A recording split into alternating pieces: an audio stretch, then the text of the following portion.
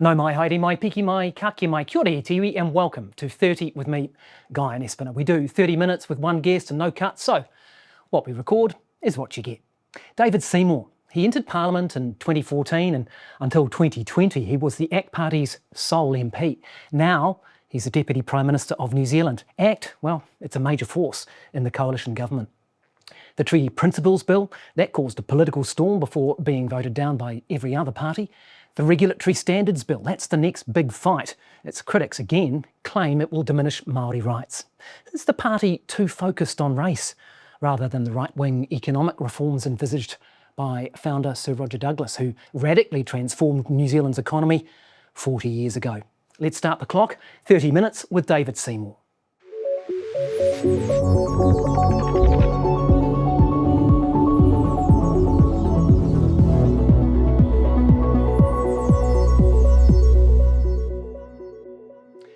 David Seymour, welcome to 30. Hey, thanks for having me back. Having you back, you have the honour of being the first guest to appear twice on the program, so thank you for that. Well, it's always nice to get invited to something you've done before. You're taking over as Deputy Prime Minister. Is there a note in a bottom drawer somewhere that Winston Peters leaves you to tell you how to get on with as number 2 to Chris Luxon? Look, I haven't found that yet. I wistfully opened the door hoping it'll be with a bottle of Lafroig or some other scotch, but so far no good.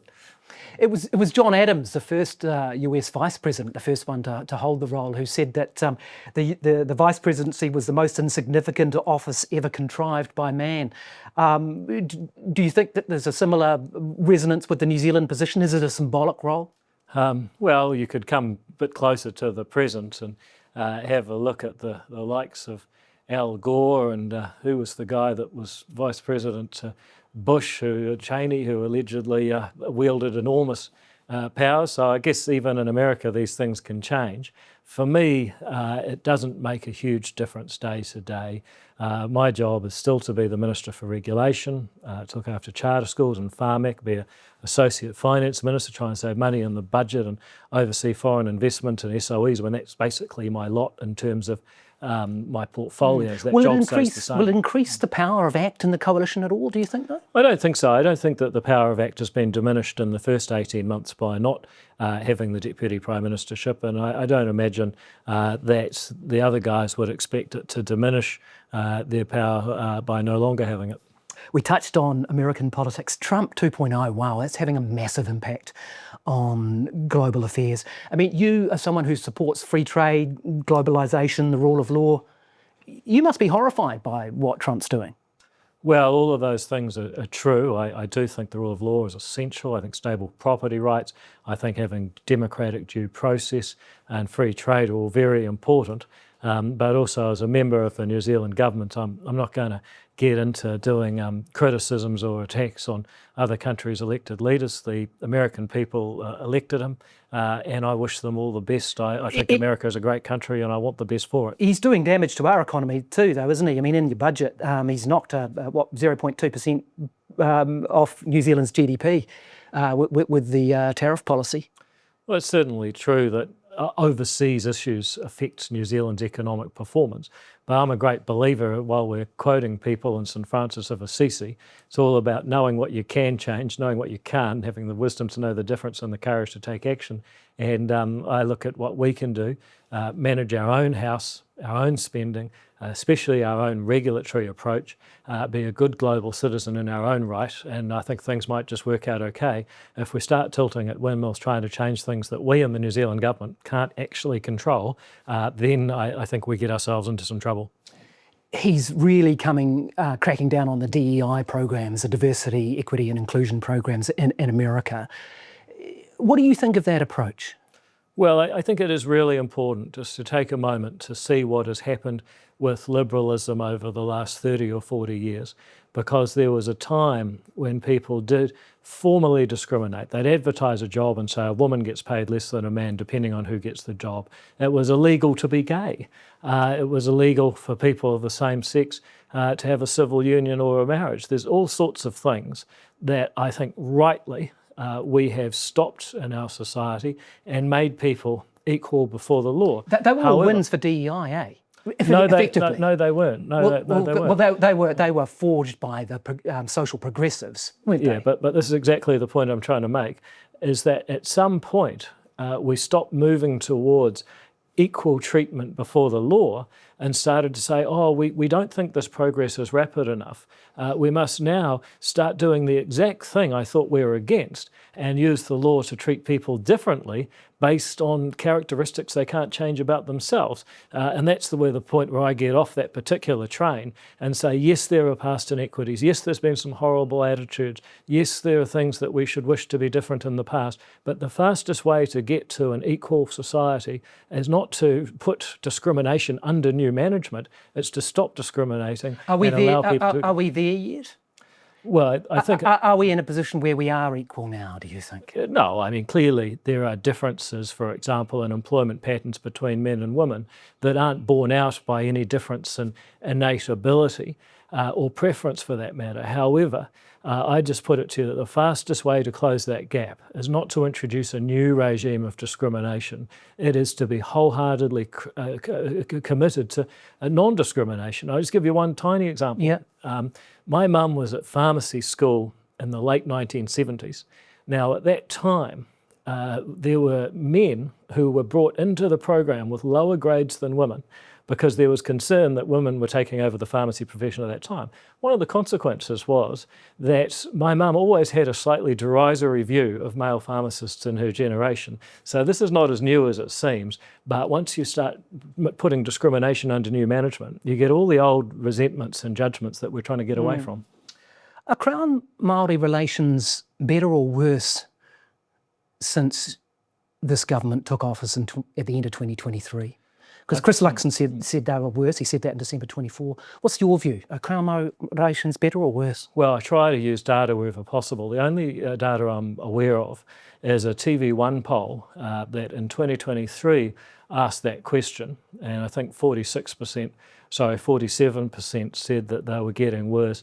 A year later, 46% said that they were in poor shape or something like that. The exact wording I can't remember. Okay, but what's your view? Do you think they're better or worse? Well, my view is that the relations depend on the opinions of the people in the country, and that appears to be stable. I believe what has happened in the last year and a half is that we've started to lay bare quite what a widespread agenda there has been to convert New Zealand into a society that is neo-tribal or neo-feudal, if you like, where people have a different role in the society based on their ancestry, based on things about themselves that they cannot change. And that's why I believe that the liberal democratic agenda of universal equal rights before the law is worth championing, even if it's uncomfortable. Okay. You said in post-budget media interviews, I'm against any kind of race-based targeting of funding, and I've heard you say that many times. But how far do you go with this? I mean, in your own budget that was handed down a week or so ago, there was an extra $1.5 million for Māori wardens. Spend nearly $3 million on that. Okay, it's a small amount of money, but the principle's the same. I mean, should they even exist under your philosophy? Well, I'll give you an example that is very close to that. Well, I'd like you to concentrate on the example that I've given. Well, yes, possibly, and here's why. So you're happy with that? Yeah, and here's why. I look at charter schools. We have a program where if you can make an application showing that you will raise children's attendance and achievement, that you plausibly have the capability to actually deliver on it, and you've got the support of your community, then we might just authorise you to run a school. Now, in some cases, they're focusing on students who have dropped out, in other cases, neurodiverse. In some cases, they've got a pretty distinct kaupapa Māori bent. But there is no discrimination. Anyone can equally apply and show on their merits that they have the ability to raise students' achievement. I don't mind if we have a policy that might have a kaupapa Māori, might have a Pacifica, might have people who aren't race-based at all, but everyone's equal to have a go at it. Now, when you come to Māori wardens, I don't think it's such a bad thing that different communities around our country, whether it's the Newmarket Security Service, the New Zealand Police or the Māori wardens, and if you've got a way of keeping law and order within the law on an equal shot, then I'm not so against that. Let's talk about the Regulatory Standards Bill, which is seeking higher standards for regulation. You have your Regulatory Standards Board, which would assess whether this was good lawmaking or not against a certain set of principles, and we'll talk about some of them in a second. But their recommendations are non-binding. So, in effect, Parliament can do whatever it likes, it remains sovereign. Why bother with this $20 million expenditure? This is just more red tape, isn't it? Well, first of all, there's no extra red tape on the actual people. The costs are put onto the bureaucracy. That's the first thing. The second thing is, why bother with transparency measures? Well, you look at something like the Public Finance Act, the Fiscal Responsibility Act, the Reserve Bank Act. Those are also non-binding. There's nothing to stop a Minister of Finance writing to the Governor of the Reserve Bank right before an election saying, run the presses, prime the pumps and let's have a party. We'll deal with it after the election. That's what the likes of Muldoon used to do. What the Reserve Bank Act did is made it fully transparent that a politician is doing that. It doesn't stop them doing it, but it does allow the voters to judge them for doing it. It's the same with the Fiscal Responsibility Act. Let's have the books open, and I want to do the same thing for regulation. Okay. Before we get to the principles, I think you have to ask the question, what is the problem here? What are we trying to solve? Now, the World Bank it ranks regulatory quality out of 100. So Afghanistan gets a 9, Venezuela gets a 2, Yemen gets a 3. Do you know what New Zealand gets? Yeah, we're very high by their standard. 99 out of 100, almost perfect. So you are looking for a solution to a problem that doesn't exist, aren't you? No, the World Bank is assessing basically, are you a third world country? And so no, it's not. I looked at this. It's assessing regulatory quality. It gives us 99 out of 100. And what it's really assessing is, are you a place where it's possible to do business at all? You don't have to do much in order to be. Okay, well, let's take another couple, because the Ministry for Regulation had a look at a couple of these in its regulatory impact assessment. It said that New Zealand was one of the top-rated countries in the World Bank's Ease of Doing Business survey and ranked 6th in the World Justice Project's Rule of Law Index for 2024. So, again, in any measure you can shake a stick at, what is that? we do very, very well. So why are you wasting time with this? Well, first of all, I'm not wasting time. You know, wouldn't it be great if journalists asked the question without trying to advocate on the interview? But first of all, those two indices, you know what the World Bank Ease of Doing Business? It's things like, is it easy to register a company? Well, yes, it is. New Zealand's Companies Office is one of the most efficient in the world. If you want to formally register a company, you do that very well. If you want to actually develop property, get resource consents, get building consents, use building materials, actually do anything, often it will take you longer to get permission to do it. But you see, these indices are basically asking, are you a third world country? They say we have a good rule of law. Do you think that the World Bank is just asking whether you're a third world country? It's how I'd paraphrase it, because when they talk about rule of law, yes, New Zealand has a good legal system. Well, they talked about, this is actually ranking countries on their quality of regulation, though. No, it's not. It's when you talk about the rule of law, what it's really saying is, can you trust the judges? Yes, in New Zealand we've got a good legal system. Our judges are not corrupt. Our judges aren't taking backhanded. That's all really great, and we come out at the top of that. But my question is how easy it is to use and develop your property. How easy is it, for example, for New Zealand farmers and horticulturalists to get consent for new materials that are good for inhibiting pests, for pesticides, sure. for veterinary medicine. Couple of examples. Just a second. You wanted to talk over me. Actually, that is the stuff of New Zealand's economy, and we are one of the worst countries in the world for getting new chemicals for horticulturalists and farmers to use. And often the new chemicals we want have lower environmental impacts. Our competitors around the world are moving to them. We can't get them consented. So you can read all the indices you like, but once you start getting down to talking to the actual people, what's it like to do business in this country? Okay, that's your we have massive problems with let's regulation. talk about the principles, because they're laid out in the bill. And so you're talking about the rule of law, which we've just spoken about.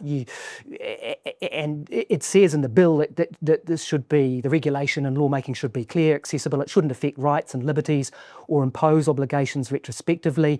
Another one is good lawmaking, which includes consulting with the people affected. If we look at something like the pay equity changes, the $13 billion in savings there, you breached both of those, didn't you? I mean, you rammed it through under urgency, it was retrospective, and there was no consultation. So wouldn't this have completely breached that? So let me ask you this question. Can you answer my one first? Yeah. Where in that law did we in any way restrict people's use and exchange of private property? All we did Where in that law did you consult people? We didn't have to, because all we did was remove... But according to your own thing, Minister, your own law, your own I regulatory accept all that, standards. but you've totally missed the point. You've totally missed the point. We did not place new restrictions on the use and exchange of people's property. We didn't make it harder for people to do business, to create better products, to serve people, to build more They homes. aren't the two examples I mentioned. I mentioned the example of retrospectivity, which was breached, was it? No, it was breached because it didn't matter. You know why? Because what we got rid of. What we got rid of was. Why didn't it matter? Because, well, if you just want to let me answer a question, you'd be amazed what you might learn.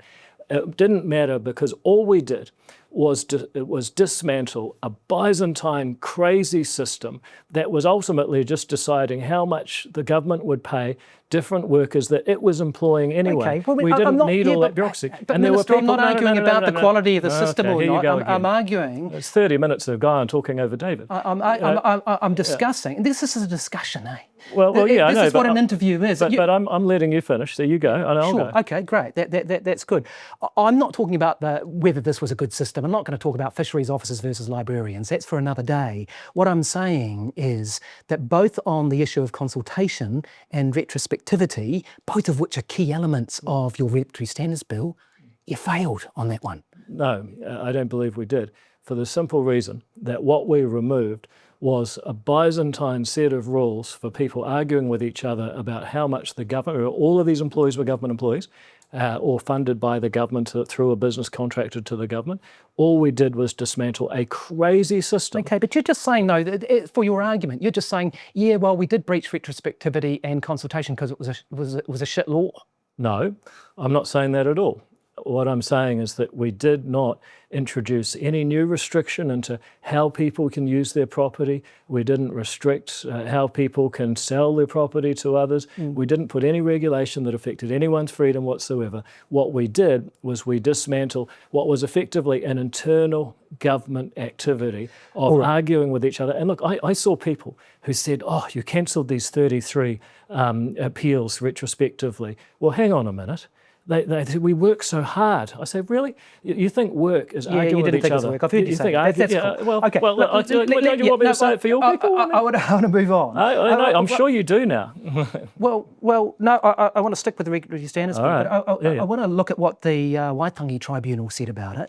It said that we found that the Crown breached the treaty principles of partnership and active protection by failing to meaningfully consult with Māori before Cabinet took these decisions. So, again, when you say consultation is a key component of good lawmaking, why didn't you consult? We ran a Hang on, why didn't you consult with Māori over this bill? Well, I did. But what they're saying is that Māori should be consulted differently and separately for everyone else. Guess what? I don't believe that. Who did you consult with in Māoridom? Well, we had 144 iwi-based groups who submitted in our public consultation. If that's not enough, then I don't know what is. Yeah, but and what did they tell you? Because when I read it, it was 23,000 submissions, wasn't it? How many supported it? That's irrelevant.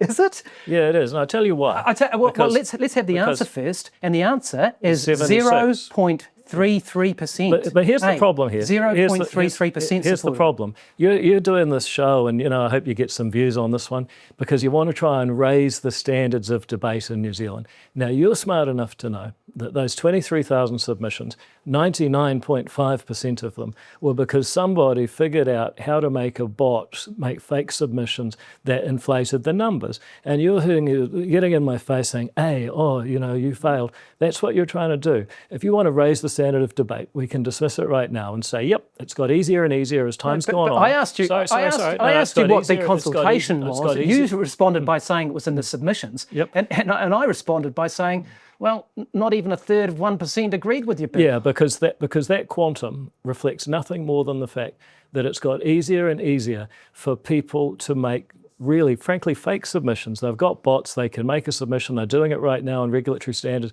It doesn't actually move the debate anywhere. If you want to have a discussion about the merits of the bill, then we can do that. I think we are doing that. Okay. So why did you bring up a percentage that you know is meaningless, that you know reflects nothing more than somebody managed to run a smart campaign with a bot? Why did you bring that up? Well, how do you know that?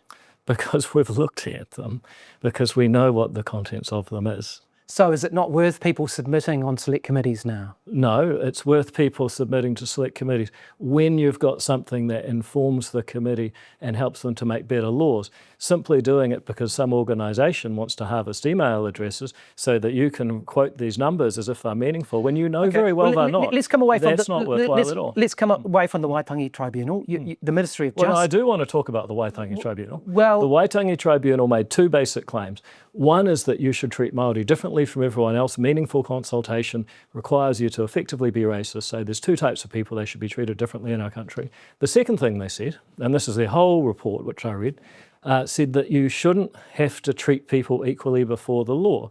Well, actually, I think we should have to treat people equally before the law. If people disagree with that, they don't have to support the bill. Why is the treaty not mentioned in this bill then? Because the Ministry of Justice... Well, let me ask you this question. Oh, sorry, you go. Yeah, I'll have a crack, eh? Okay. The Ministry of Justice said that the omission of the treaty in this bill does not recognise the constitutional significance of the treaty, nor the Crown's duty to acknowledge the rights and interests of Māori in the development of policy. So why isn't the treaty one of the things that you should consider when making good law? Because there's absolutely no reason to do that. I mean, you tell me why should be? I mean, you're asking the question as if it's obvious that we should all think about the treaty when considering the merits of a regulation. I'm underpinning my question with the Ministry of Justice, what the Ministry of Justice told you. Well, why did they say? Because they haven't given me a good reason either. You're the minister. Well, I'm telling you they haven't given me a good reason. What's yours?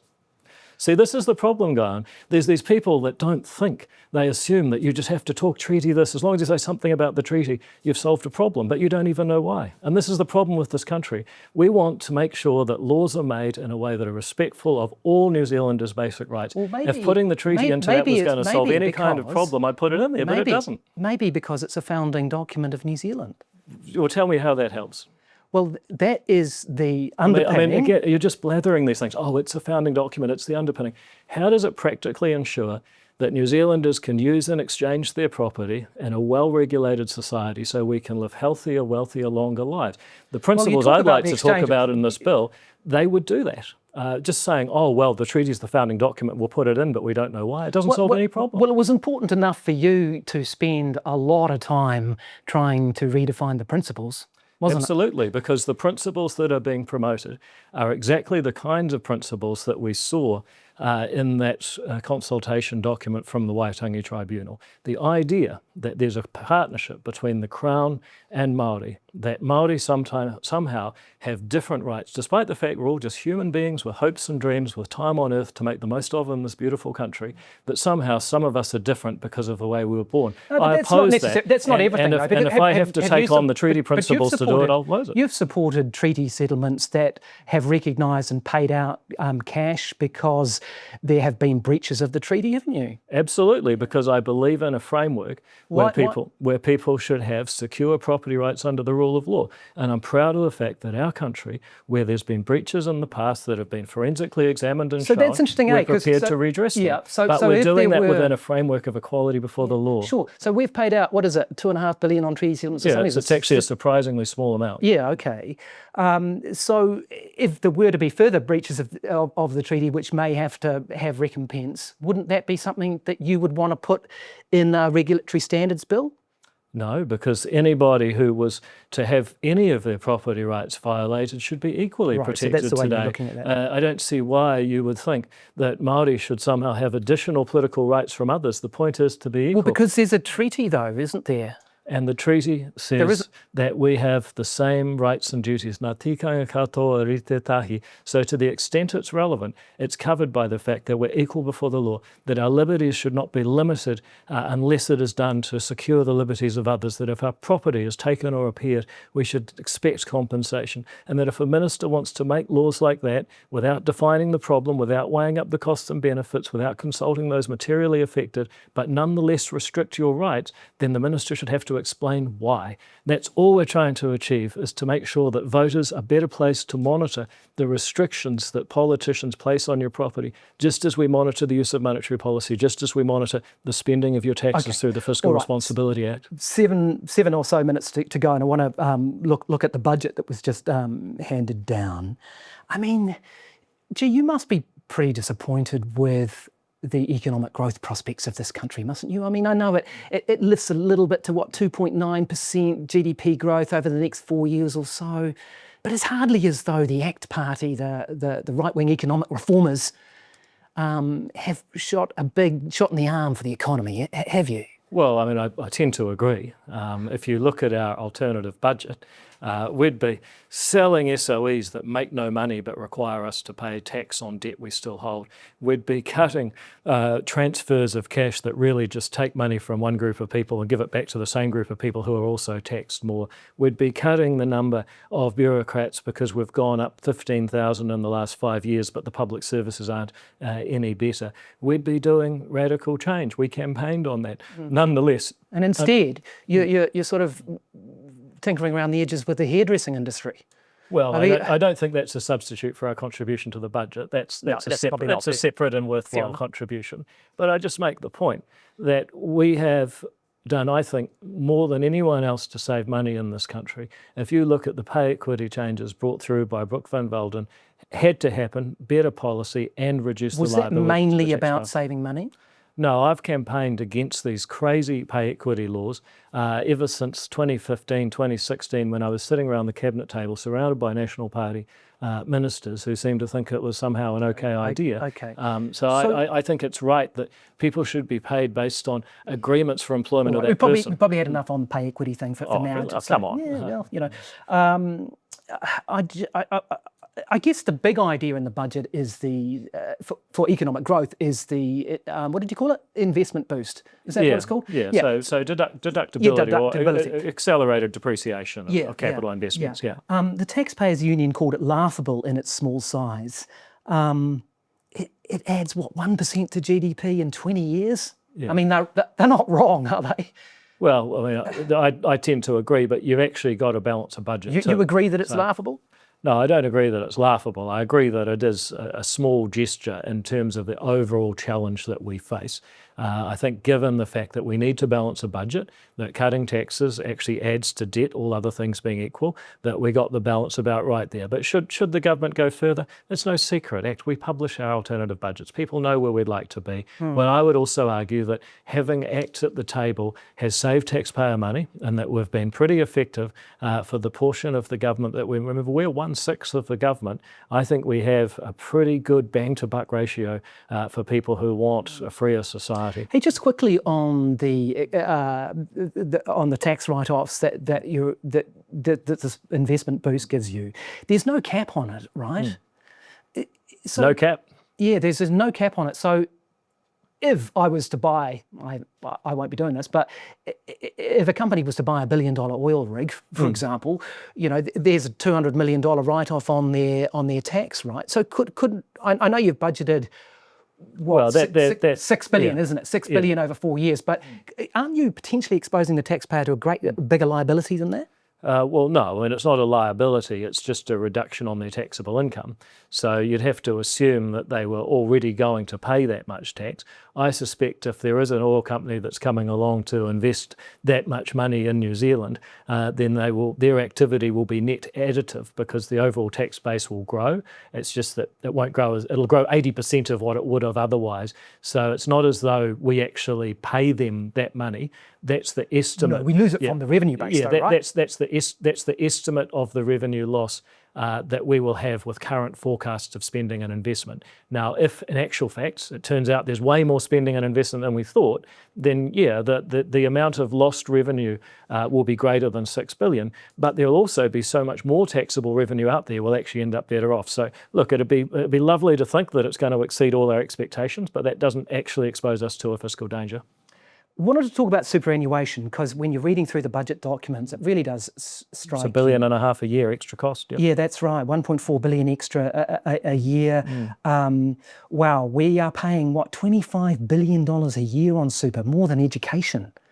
Can we afford to keep it at 65? Well, we can, but it's going to face a lot of other choices. I believe either there's going to be a continuation of super at 65, even as Australia, Britain, America, Ireland, Italy, Spain, countries that are not really known for their fiscal rectitude in some cases, are going to raise their ages or are raising their ages. Germany, I forgot to mention. And we'll kind of end up with France and Greece and New Zealand as the countries that aren't moving. Now, I believe that if we're going to stick with that crowd, then we're going to have to get taxed like that crowd, and that was going to mean some sort of additional tax. In fact, I think the big discussion of the next 5 years is going to be, do we want additional taxes and basically say, right, that's it, we're just going to divide up the money that's currently in New Zealand and hope not too many people leave to avoid the taxes? Or are we going to say, look, the only way through this is to grow? That's going to mean adjustments to super. Yeah, so what do you can think super maintain should be competitive at, taxes. Minister? Oh, look, I've long said it should be